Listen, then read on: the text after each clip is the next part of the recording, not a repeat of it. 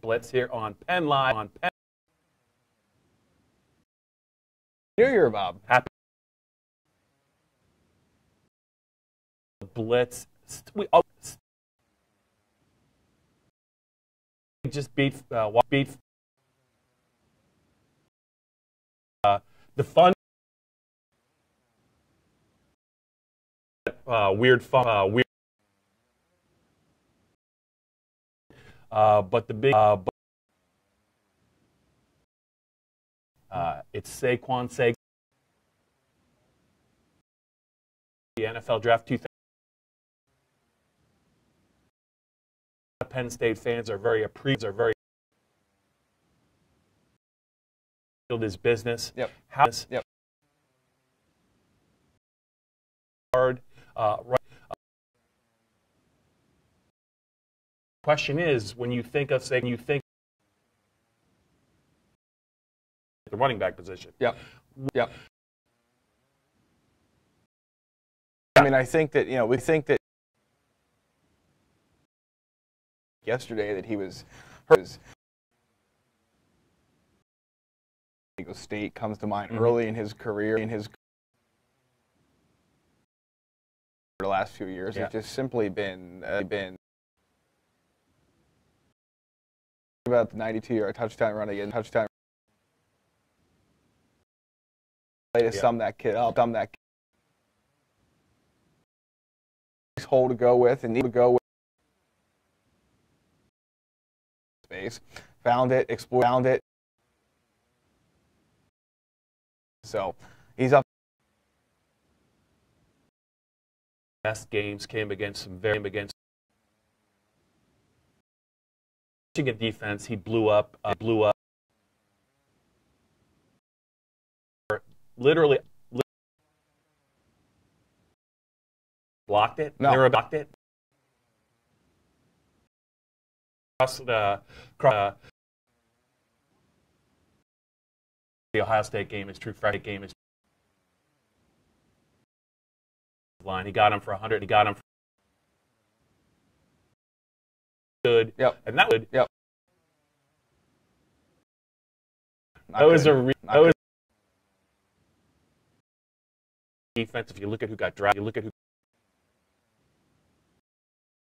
against them, and he's still not only receiver, his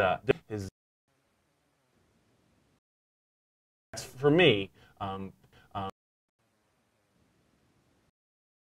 but I really had the measuring stick for me as far as so Kajana Carter, the way that he conducted himself. I bet you wouldn't get a big argument. It'd be hard to. That doesn't necessarily is left Penn State with a hand.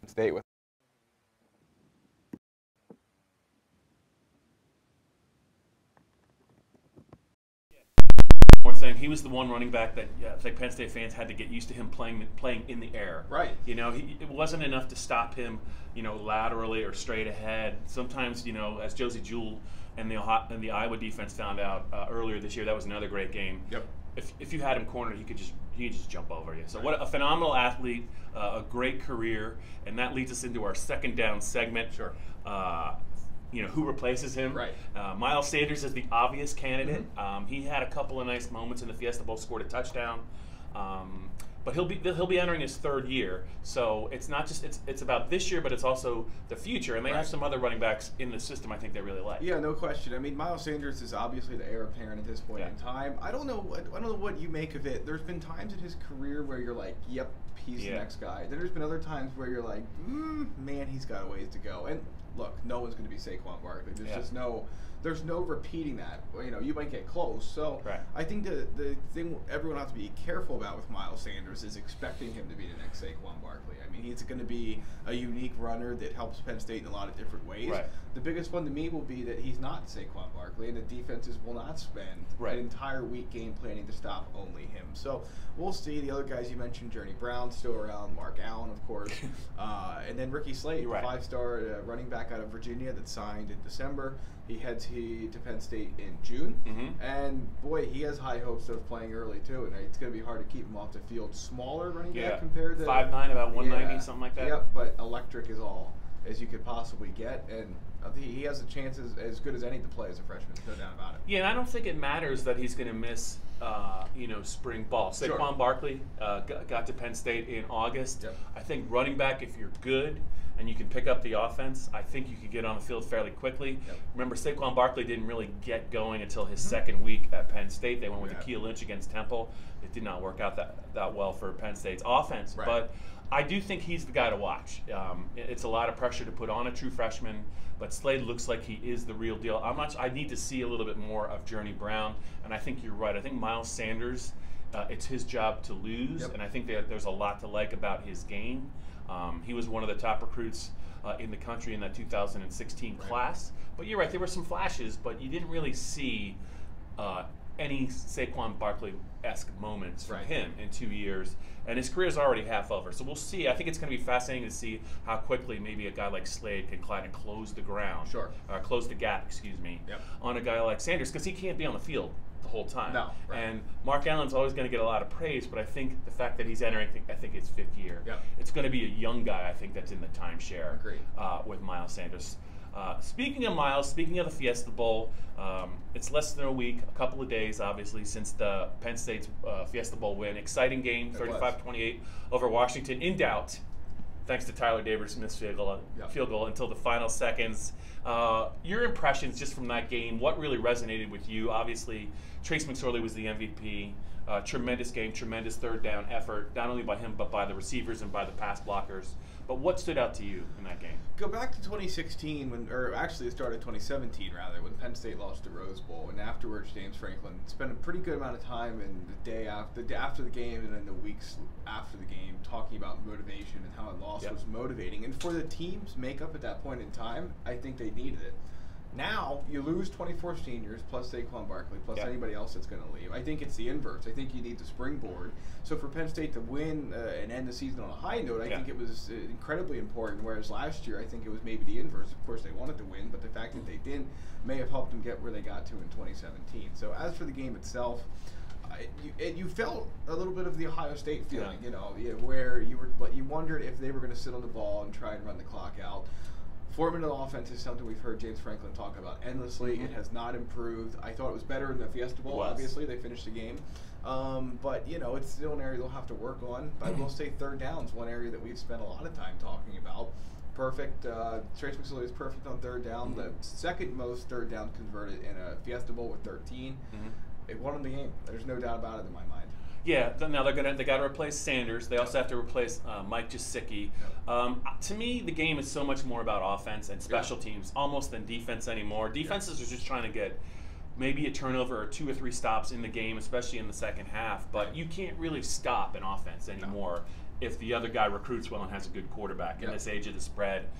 So when I looked at the Fiesta Bowl, my thoughts were a couple that jumped out to me were I was a little surprised Ryan Bates still hasn't really pushed himself to be a starter on the first team offensive line again. He was actually in, I think, Chaz Wright played the first 2 series. They went to him, and then they started to rotate. The other thing I thought that was significant is with Mike Gesicki moving on, and you look at the Penn State tight end group, dicey. It's very dicey, and you need guys on third down, as we saw in the game, that Trace trusted. He trusts Juwan Johnson, who looks like he's going to be a star. Deshaun Hamilton is moving on, so you need to replace him. And you got to replace Gesicki. I don't think it's a coincidence, Greg, that Tommy Stevens showed early in that game in the offense, not only as a running back, but in the slot. I mean, he is big enough to be a de facto tight end. And if one of these guys doesn't get their act together soon, I wouldn't be surprised if Penn State's line position. If Tommy's not going to be a quarterback, he's going to be on the field in the red zone, and they're probably going to use him a little bit like a tight end. They're going to need to, because Trace needs to trust somebody other than Juwan Johnson. Right, and that assumes he doesn't leave, of course. I mean, that's ultimately the end game here. And Tommy Stevens was coy, I think, is the word about that out in Arizona. I mean, he said, "Well, I haven't really thought about it yet, yada yada yada." So we'll see. Much like Saquon hadn't really thought about. He was going to wait for 2 weeks, and then he was in Pasadena 2 days later. That's weird. How did that happen? But yeah, I think you're absolutely right, Bob. I think the other thing too is that when you really look at what Penn State did on offense, Deshaun Hamilton was such a big part of it, but he was a quiet guy. He never really said a whole lot. It's going to make things pretty interesting moving forward. I think they have the pieces. Justin Shorter's the freshman. They have some other guys around that I think can replace him, but there's not too many guys that are as unflashy and unnoticeable as Deshaun Hamilton, who, when you really go back and look at it, were incredibly impactful on a team in a season. That's what he was this year. Yeah, and don't forget they lose Irv Charles as well. So the receiver group, DeAndre Tompkins DeAndre Tompkins is probably going to be counted on a lot more moving forward. You mentioned Shorter, but Juwan Johnson to me is a guy that looks like. First of all, he looks like he was. I thought he was pretty dominant for them during the last 4 games. If you look at his numbers, he was clearly their number one wide out. But to me, the defense has some issues. You're going to have some issues at linebacker. They're going to have some issues, I think, maybe at defensive tackle early in the season. But the way the game is headed, you don't have to play great defense if your quarterback is going to play like Trace McSorley is going to play. The question is, can he still play that way without Barkley and without Gesicki? And we'll just see how many of these guys grow up in the offseason. Juwan Johnson had a strong offseason in this past offseason, so they're going to need a couple guys to step forward. Agreed. If we get to the 4th down now, there's still plenty of recruiting to talk about, even though the December early signing day is over. It is All-American game time. There are some announcements coming up. Penn State is in it, Greg, for Jason Oweh and Tyreek Smith, a couple of defensive players, I believe. Where do they stand? When are they set to announce? How do you see this playing out? Yeah, they'll announce Thursday night, January 4th at the Under Armour game. They haven't released the schedule yet in terms of who will announce when. Various guys will go throughout that event in Florida. Right now, if you look at the predictions out there, Oweh is probably going to pick Penn State, and Smith is probably going to pick Ohio State. Both of those guys are down to the Lions and the Buckeyes, and I think they're going to go their separate ways. 2 really good players, defensive linemen that can make an impact in the future. Penn State went very hard for both of them. Ohio State did as well. Both coaching staffs, especially the head coaches Urban Meyer and James Franklin, spent a whole bunch of time with these guys. So I think that when you look at how things played out, that both teams went as in-depth as they could with both of these kids. So we'll see how it all works out. But I think that you're going to see a split on Thursday night. And it makes sense. If you're a major defensive line recruit, you know that Micah Parsons is going to Penn State. You've heard James Franklin say he's going to play linebacker. You know darn well he could end up defensive end one day. So if you know another guy is also going to go there, it doesn't make a whole lot of sense for you to follow him there. If you're thinking about playing time, you look at Ohio State's defensive line situation. It's a little bit iffy. So I think Tyreek Smith probably thinks he can play from day one. We'll see how it plays out. It'll be interesting. But Thursday night is the night to know. And then Micah Parsons plays in the Army All-American game on Saturday. Well, and I think we need to follow up on Micah. The last time we were in December, he got hurt, and no one was really sure how bad maybe that foot ankle was. He seemed confident that it was not a big deal. I saw some tape of him down at that All-Star game, and he was playing defensive end. And he looked like he was a very good defensive end. He looks like he's every bit 100%. I think that's great news for the Penn State fan base and for James Franklin. Absolutely. I talked to Brent Pry out in Arizona. We didn't mention any names specifically, but the one question I had was, how do you approach that conversation? Because you have kids, both January enrollees and guys that arrive in June. They want to play spring sports. Maybe they want to wrestle. Maybe they want to play back. PJ Mustafer, the star defensive tackle that is probably going to play as a true freshman. He's a state champion wrestler in Maryland, and he wants to defend his title. But so it's not just Micah Parsons. It's a general thing. You have guys that want to play in the Big 33. You have guys that want to play in all this different stuff. And for a lot of these kids, it's like, well, okay, Penn State's looking at it like, we don't want you to do that anymore. You signed with us. We have you projected a certain way.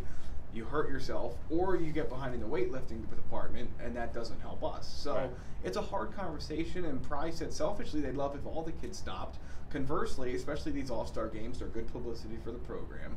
It's hard to tell a kid, we want you to be a multi-sport athlete, and then all of a sudden tell them, not anymore. We just want you to do football now. before they get to college. So it's Yeah. a tough conversation, but Parsons looks really good down at the Army All-American game. I believe it was 247 Sports that shared the video of him depleting Phil Jerkovic, the Pine Richland quarterback, and I'm sure Notre Dame wasn't too thrilled to see that. But for Penn State fans, the fact that Parsons' ankle injury looks to be quite okay is good news. He does. I mean, a lot has to happen between now and September, but he absolutely looks physically like a kid who's going to play right away at Penn State and play well. Yeah. And before we get to maybe some questions and comments here on the Penn State Blitz, we just want to reiterate what we talked about at the top of the show, the big story, our first down topic, Saquon Barkley, moving on to the NFL, 2018 NFL draft. He's going to go very high. He should absolutely blow the roof off the NFL scouting combine. Yeah. I mean, that's going to be, talk about must-see TV. Yeah. I can't imagine what Mike Mayock's going to be saying about Barkley as he goes through the testing drills, Probably the 40, speechless. You know, the broad jump, Yeah. you know, the bench press, all that stuff. Does he run 4.3? What do you think? I think I want to know what he weighs in at. Yeah. Remember when Fournette weighed it at 250? Yeah. I think Saquon will probably be in the high 220, 228, and I think he will run somewhere in the 4.3s. And if he runs 4.4, who cares? Right, yeah. Like, who really cares? It's irrelevant I at that can't point, believe he won't be a top 5 pick, but what a great career at Penn State. All the accomplishments he had in 3 years. Did not have a lot of help. Right. In 2015 at all. Right. Just not a lot of help on the offensive line. 3 consecutive 1,000-yard seasons. Evan Royster, I think you're a little bit lucky that you're still the all-time leading rusher because Saquon only played 3 years. You played 4. He's second all-time. His development as a wideout, his development as a kick returner, the decision he made to play in the bowl game and how he expressed himself and how it was important for him to play for his teammates. They get the win. He has a huge game. Just an incredible player. And the one game I think that we didn't really talk about, Greg, that was really just maybe his finest hour was that Iowa game. Yeah. You know, they didn't do it a lot, but they rode him almost exclusively that night until the final drive. I think he ran for 211. He caught 12 passes for 92 yards. He had 358 all-purpose yards, which is the Penn State single-game record. And that was a pretty good defense. Yep. Ohio State found out how tough it was to win at Iowa. Yeah. To me, that was also a signature moment for Saquon. Yeah, I mean, you can talk about all the incredible performances, kick return at Ohio State this year, the run against USC, all that stuff. Talk about the stuff he did off the field for kids, for all that kind of stuff. But the one thing that will always stick with me about Barkley, and it was a quote you got at Big Ten Media Days from Raekwon McMillan when you asked the former Michigan State, I believe it was McMillan, the Michigan State linebacker. It was Bulla. Or Bulla, that's right. I talked to Anthony Walker and I talked to Bulla. Ohio State. Yes, I don't want to misquote it. Right. Those are the two guys, and they had already said that he's better than Elliott. I remember. Right. That, And at that point in time, Barkley was a known commodity, but it was before the sort of summer of Saquon, as I believe somebody coined it, leading into this season. Yeah. And those guys just raved about him. And they were talking about guys from Ohio State, guys from Michigan State. And, you know, the other thing, too, was the Zach Smith, the receivers coach at Ohio State, retweeted Barkley's draft declaration. Was almost like, thank God. You know, we're not supposed to like this school, but that kid is just something else. He's special. And I think that tells you all you need to know about Barkley. When all of those quote-unquote Big Ten rivals thought the way they did about him, it tells you a lot. The respect level was very high for Saquon because of the way he carried himself on and off the field. And I think it'll be a while before Penn State sees somebody that's kind of close to him when you talk about impact on and off the field. A unique talent. And you got to wish him the best. And I know that a lot of Penn State fans are probably looking forward to the NFL scouting combine. Right. And then the draft day. Draft night itself is going to be. You wisely skipped pro days. I don't think you'll be participating in that. I think the combine's I think the draft is in Dallas this year too. As a Cowboys fan, we got no shot at getting him. So that'll be. It's not great, but he'll probably go to a team that probably has to play Dallas. Right. So super. But anyway, do we have any questions and comments? A few questions. Yeah, the first one is from me. It's, do you like the shovel pass? Should that stay in Penn State's offense? Well, I mean, I know. I think I went to it one too many times. The first time it was kind of interesting. Yeah. We didn't really talk about Ricky Ronnie and his impact in the Fiesta Bowl. Now, this is a team that was very comfortable in its own skin, very comfortable probably in the offense that Joe Moorhead had installed. I don't know that it looked a ton different. What I liked about it was He did try some different things. They tried a direct snap to Barkley. They put Tommy in the game early. They threw him the ball. He was in against a good opponent. That was weird. He didn't have great results, but I think just the threat of Tommy can really impact the defense. But yeah, I think that the shuffle pass is a nice play because if you drop it, it's not a fumble, which is good for Penn State because they could have been in big trouble. It was good for Penn State, yeah. But yeah, I don't know. I just remember there were some times before. I think when Jay Paterno was the offensive coordinator, where you could count on it once or twice a game. That little end around to Davon Mumu Smith, and by week 8, I think teams are waiting on it. And he just steadily went backwards in the game. I think if you want to do that once or twice a year, it's great, but don't do it twice in the same game. If it was pass rush related, I could maybe see it to keep. Remember what Pitt did? Yeah, right. Yeah, it worked well for them. So who knows? But I just had to get that in. Okay, actual questions. Robert is curious on the immediate impact recruit. We talked about Ricky Slade. I mean, he's to pick with Justin Shorter, right? I mean, those two guys, running back and a wide receiver, they are the cream of the crop. Yeah. I mean, Penn State. I don't know if. You'd have to go back a ways to find the last time Penn State had two guys as highly rated to come in on the same class on that side of the ball. Yeah. And I'll tell you what, Bob, when you look at the reviews those two were getting at the Under Armour game, I mean, they're playing the best of the best. It's one thing when they're blowing up very good high school talent. It's another thing when they're doing well at the opening where there's no pads. But they got pads on down there, and they're going against some of the best kids in the country. Kids going to Power 5. National title contenders all over, and they're just blowing everyone away. Yeah, I think if you had to just talk about those 3 kids, I mean, now you watch, it'll probably be somebody else that really ends up being. Well, you know the tight ends have a shot though too, right? Pat correct, especially if they can block. If somebody can block, any tight end can block. I think you're going to play at Penn State. But I just think that, I mean, Micah, because of need and athleticism, it's a great match. They have Miles Sanders, so I would rank them Parsons, Slade, and Shorter, only because Juwan Johnson's established and they trust DeAndre, and he's going to be an outside receiver. Absolutely. Going into the offseason, especially August camp, if I had to rank the 5 stars and their chances to make an impact, I'd probably go that way. Yeah. Last question comes from, let's see, David asked this question. Curious if anybody else will declare for the NFL draft early. Ooh, yeah. I mean, it's an interesting conversation because you usually...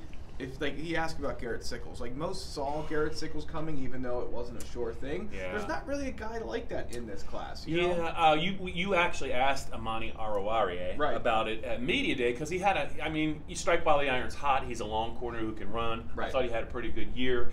He said he'd never even considered it. Following Sharif Miller on social media, I told you about it. I was like, how much is this guy trying? Is this foreshadowing? Is he thinking about leaving? But I think he put something else out there. That he wasn't going anywhere. It probably didn't help his case that he didn't play in the first half of the Fiesta Bowl for some mysterious reason that James Franklin doesn't want to go into. I still would like to know why Dave Jones's guy Shaka Toney was AWOL, just not even in the game. Part of the rotation. But I think if they were going to declare, they would have done it by now. I was just glad that Saquon handled it. The way that he did, I know every kid's got a different reason, and every family situation is different. Out of all the things that have happened, I was not thrilled with what Denzel Ward did at Ohio State before the Cotton Bowl. Practiced the whole week, didn't really send out any vibes, and then he goes through warm-ups. And then then I'm going to declare for the draft. I just think that, you know what, you owe it. You owe something to your teammates to at least give, and the coaching staff, just a little bit of heads up. But talking about this Penn State team, I don't think. I think in years to come, you're going to see a lot more early declarations. I'm pretty sure Juwan Johnson, this could probably be his final year at Penn State. But yeah, as far as this group, Penn State's going to do very well. I think. In the 2018 NFL draft. We're going to have a lot to talk about, a lot to write about. But as far as any surprises, I think, and it wasn't a surprise, after Saquon declared, I think it's going to be quiet, hopefully, on the Penn State early declaration front. All right, well, they still have to hire a 10th assistant coach, so that'll be next week's fun to talk about. Hey, did you get the Fiesta Bowl pick right? I had the winning team, but not the score. Joe Herman was actually close on the score. Because we usually roll the picks at some point in one of these videos. There's no more picks to make. So that's it for this edition of the Penn State Blitz.